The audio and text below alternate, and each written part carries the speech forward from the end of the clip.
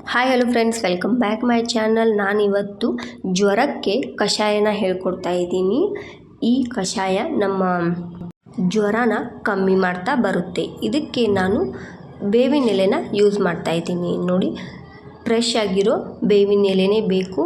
ನಿಮ್ಮ ಮುಷ್ಟಿಯಲ್ಲಿ ಎಷ್ಟು ಬೇವಿನ ಎಲೆ ಹಿಡಿಸ್ತಿದೆಯೋ ಅಷ್ಟು ನಾವು ತಗೋಬೇಕಾಗುತ್ತೆ. ಮತ್ತು 1 ಲೀಟರ್ ನೀರು, 1 ಲೀಟರ್ ನೀರಿನಲ್ಲಿ ಸ್ವಲ್ಪ ಜೀರಿಗೆ ಹಾಕಬೇಕು.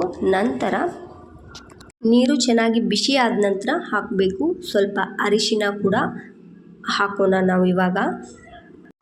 ಅರಿಶಿನ ಆದ ನಂತರ ನಾನು ಬೇವನ್ನ ಮಿಕ್ಸ್ ಮಾಡ್ತಾ ಇದ್ದೀನಿ. ಬೇವು ಹಾಕಿದ ನಂತರ ಸ್ವಲ್ಪ ಇದಕ್ಕೆ ನಾವು ರುಚಿಗೆ ಬೆಲ್ಲ ಮಿಕ್ಸ್ ಮಾಡ್ತಾ ಇದ್ದೀನಿ.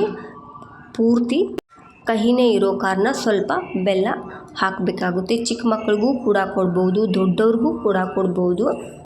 ನೋಡಿ, ಈ ಥರ ಚೆನ್ನಾಗಿ ಇದು ಕುದಿಬೇಕು. ನಂತರ ಈ ಥರ ರೆಡಿ ಆಗುತ್ತೆ ಕಷಾಯ.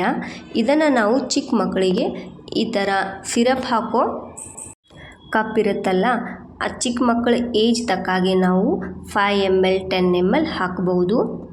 ಇದನ್ನು ನಾವು 2 ಅವರ್ಗೆ ನಾವು ಕುಡಿಯೋದ್ರಿಂದ ಜ್ವರ ಕಮ್ಮಿ ಆಗ್ತಾ ಬರುತ್ತೆ.